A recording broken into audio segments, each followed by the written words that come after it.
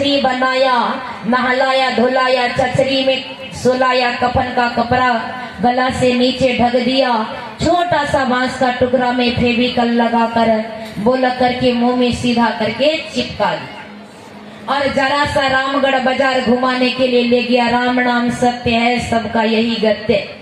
Police वाले duty कर रहे थे। पुलिस वालों ने पूछा, ए रुको, इस मुर्दा के मुंह में ये किल्ला किसने लगाया? बड़ा प्रेम से पूछा। गांव वालों ने कहा, हम लोगों ने इसके मुंह में किल्ला ठोका है। पुलिस वाले कहते, तुम सबके सब हत्यारे हो, इसके मुंह में किल्ला ठोक के मारे हो, इसलिए सबको जेल में बंद किया जाए। और टोटल गांव वालों को जेल में बंद कर दिया। पुलिस अपने कब्जा में लिया और शमशान में ले जाके उसे जला दिया।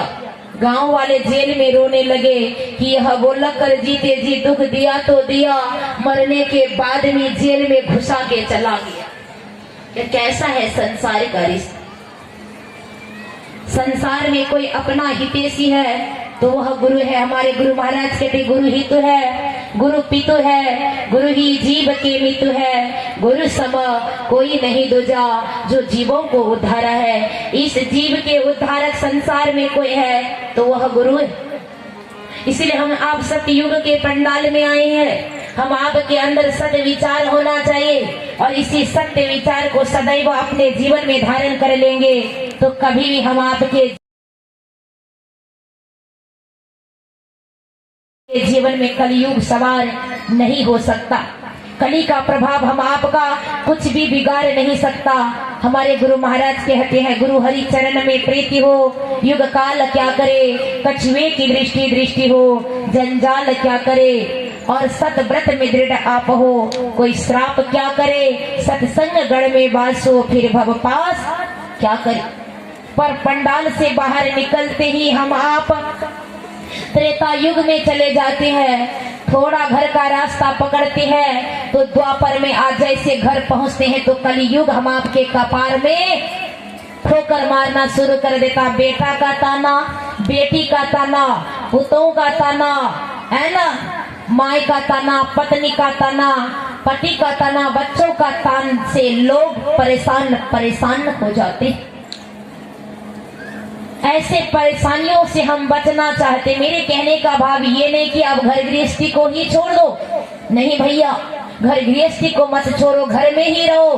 घर में जोग भोग घर ही में, घर तजी बन नहीं जावे, बन में गयो कल्पना उपजे, फिर धो कहाँ समावे, अब धो भूले को घर लावे।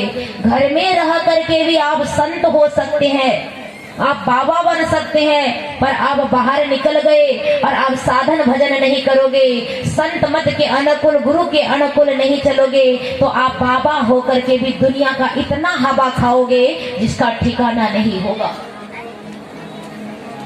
क्योंकि 4 आश्रम है और इस 4 आश्रम में सर्वश्रेष्ठ आश्रम कोई है तो वह गृहस्थ आश्रम।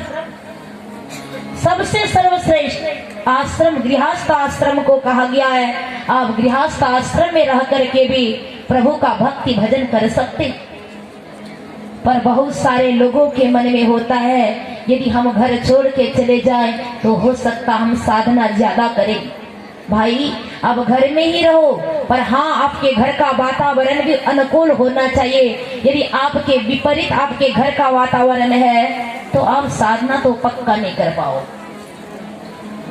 तो उस अनुकूल वातावरण बनाने के लिए आपको अपने बच्चों के ऊपर भी ऐसा छाप पड़ाना होगा, ऐसा संस्कार डालना होगा ताकि आपके संतान भी आपके अनुकूल चले, आपका आज्ञाकारी बने और आपके साथ बैठ करके सुबह शाम सत्संग भजन में शामिल हो जाए।